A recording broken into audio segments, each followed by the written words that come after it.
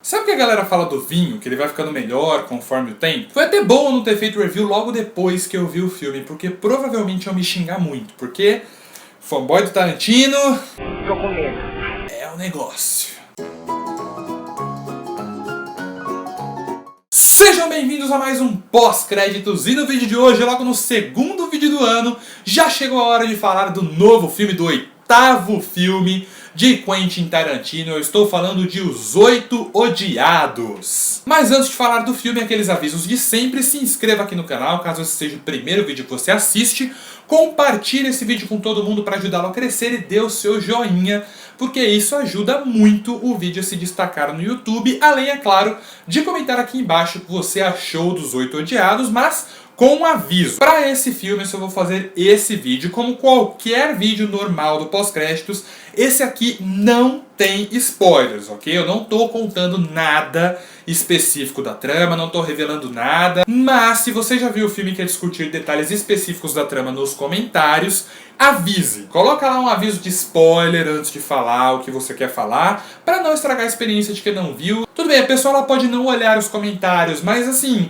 não vamos contar com isso, todo mundo tem direito de comentar, quem viu e quem não viu o filme. Então se você já viu e quer contar alguma coisa específica, coloca o aviso de spoiler para não estragar a experiência do amiguinho, ok? E um último aviso muito importante, curta a página do Pós-Créditos no Facebook, facebook.com/pós-créditosreviews, porque principalmente nesse mês que estão rolando um monte de estreias, eu vou usar muito ela para fazer reviews aí de filmes que podem não ganhar espaço aqui no canal, ok? E agora vamos falar de Os Oito Odiados. Os Oito Odiados é o segundo western aí dirigido pelo Quentin Tarantino. Eu já tenho que começar falando uma coisa, porque isso é um senso comum, está em todo filme do Tarantino, mas não custa nada repetir. Esse filme é mais uma declaração de amor ao cinema do Quentin Tarantino. E Os Oito Odiados é talvez uma das maiores, se não a maior declaração de amor ao cinema que ele fez em toda a sua filmografia. Quase tudo no filme é muito bom. O elenco está fantástico, todo mundo está muito bom. Não tem uma atuação menos sensacional que a outra nesse filme. A história é fantástica, eu contei uma parte dela, né, só o começo dela, mas toda a história ali é incrível, é muito bem pensado. O roteiro é muito bom, como todo o roteiro do Tarantino é. Todo o filme é muito bem feito, a fotografia é muito bonita, a direção do Tarantino é fantástica. É lindo de se ver a evolução que esse cara teve na filmografia dele. Você vê Pulp Fiction, que já era um filme incrível, e vê esse filme hoje, você vê o quanto o Tarantino amadureceu enquanto diretor, o quanto ele aprendeu como cineasta, o quanto ele evoluiu nessa profissão. E na filmografia dele isso está evidente, e nesse filme está muito evidente. Tudo é muito bem feito. Porém, eu não gostei do filme tanto quanto eu pensei que eu gostaria.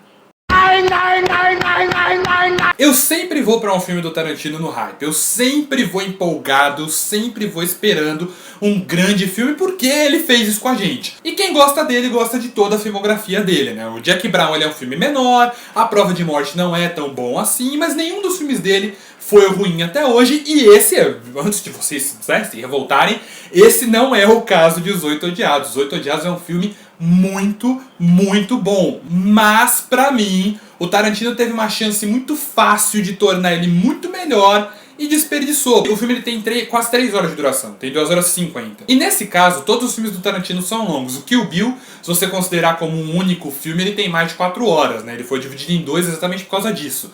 Mas esse filme não precisava de 3 horas. Tem uma parte no filme, pra quem viu, vai saber especificamente do que eu tô falando. Do momento que eles encontram o Mannix, lá, enquanto eles estão na neve ainda, até o monólogo fantástico do Samuel L. Jackson, né, que acontece ali lá no capítulo 2, que o filme ele é dividido em 6 capítulos, né, e esse monólogo acontece lá perto do final do capítulo 2. Desse momento até esse momento, você tem um miolo que é complicado de passar. Todo esse primeiro pedaço do filme, ele é só de diálogo. E você pode justificar que ele serve para estabelecer os personagens, para desenvolver todo mundo ali e tudo mais. E assim, ok, realmente essa primeira parte ela serve para isso. Só que assim, você não precisava de 1h30 para desenvolver todo mundo. Então isso acaba mostrando vários excessos do filme que poderiam ter sido cortados. Tem muitos diálogos que começam do nada e vão pra lugar nenhum. Isso, assim, é uma característica puramente tarantinesca, né? Diálogos que surgem do nada e estão completamente fora de contexto do filme. Tipo o Jules e o Vincent falando de lanche do McDonald's em Pulp Fiction. You know what they call a quarter pounder with cheese in Paris? What do they call it? They call it Royale with cheese. Royale with cheese. That's right. Ou o Bill fazendo um monólogo de Superman em Kill Bill. What Kent wears, the glasses, the business suit, that's the costume. That's the costume Superman wears to blend in with us. Clark Kent is Superman's critique on the whole human race.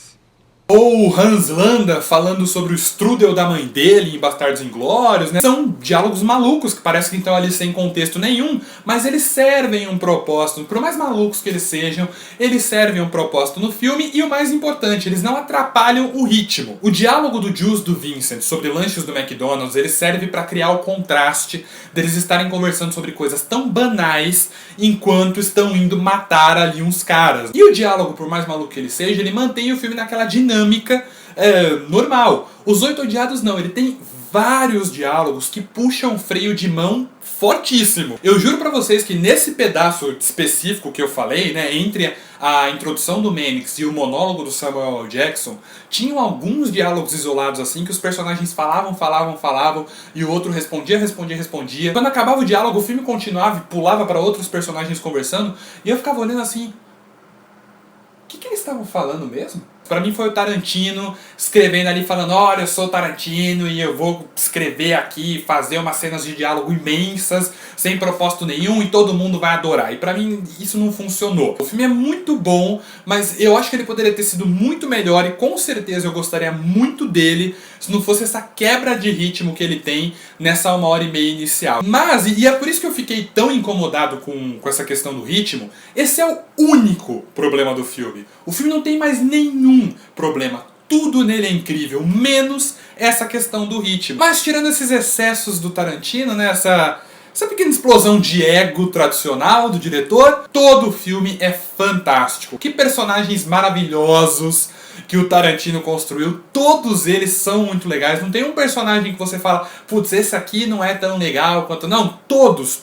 são muito interessantes. O Chris Mannix, por exemplo, ele é um personagem que é muito fácil de você se irritar no filme, durante o filme, mas conforme o filme vai passando, você vai começando a criar uma empatia meio doida por ele. O Walton Goggins está fantástico no papel. Ele e a Jennifer Jason Leigh foram duas grandes surpresas pra mim. E putz, é muito legal ver o Tim Roth voltando a trabalhar com o Tarantino. Você consegue ver quando o ator ele tá gostando do filme. Tem muitos filmes assim que o ator ele atua bem, mas você não consegue perceber isso. Mas nesse filme não, você percebe, tá todo mundo muito bem e tá todo mundo se divertindo pra caramba fazendo esse filme. Eu tinha falado da direção do Tarantino e eu repito aqui, é incrível ver como ele evoluiu como diretor. E esse filme ele é um show de direção. E é muito legal porque o filme desenvolve um mistério no meio da história e nada na direção do Tarantino, nenhum enquadramento, nenhum ângulo ali é por acaso. Tem várias cenas de diálogos, às vezes, que ele mostra um plano geral, ou seja, ele enquadra todo o cenário ali. Se você parar pra prestar bem atenção nessas cenas,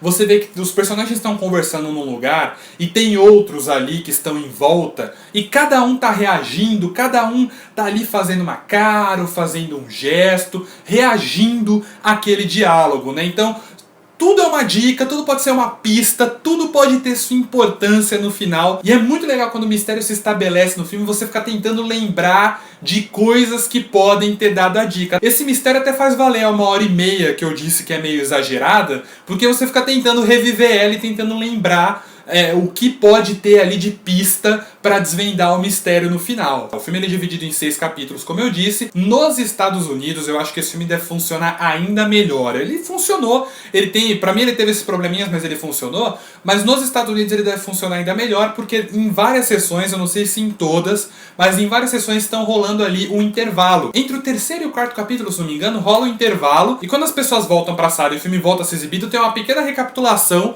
do que as pessoas tinham acabado de ver antes do intervalo. Pra gente que tá vendo o filme no Brasil vai ficar um pouco esquisito, vai parecer uma daquelas loucuras tarantinescas. E isso pra mim é importante de ser ressaltado, que existe esse intervalo nas sessões de cinema lá fora, porque quando as pessoas voltam pro cinema, começa praticamente um outro filme, né? O filme ele ganha um outro tom, ele ganha uma outra pegada, ele vira uma coisa completamente diferente do que ele era na primeira 1h30. Né? Isso é muito interessante de você notar, mesmo se você for ver o filme ali numa tacada só, aqui no Brasil. No fim, eu disse lá antes da vinheta que esse filme é como vinho, né? Que ele vai melhorando com o tempo. E é exatamente isso, porque pelo menos pra mim, quando eu terminei o filme, eu não fiquei tão impressionado, né? Por exemplo, quando acabou Bastardos Inglórios ou Django Livre, que eu vi no cinema, acabou o filme e eu fiquei naquela reação, putz, Tarantino é foda, cara, que filme, cinema, sensacional, não sei o quê. Quando acabou o Oito Odiados, eu olhei assim e fiquei...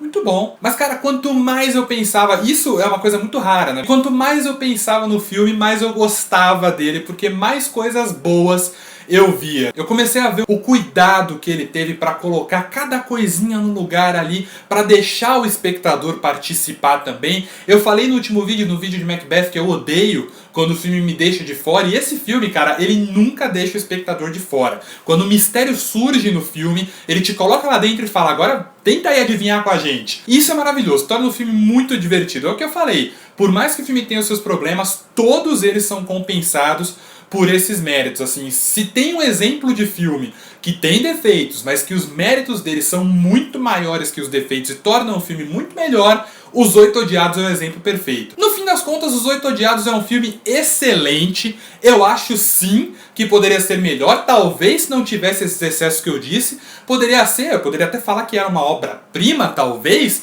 mas no fim não é. É um filme excelente, sim. É o tipo de filme que só o Tarantino faria. Se você não é fã do Tarantino, assim, nem vai no cinema, nem tenta. Mas se você é fã, é difícil de não curtir. E este foi mais um pós-créditos. Não se esqueça dos recados, curta a página do Facebook. Também se inscreva no canal, compartilhe, dê o seu joinha, além de comentar o que você achou do filme. Porque eu vou ficando por aqui. Até o próximo vídeo. Falou!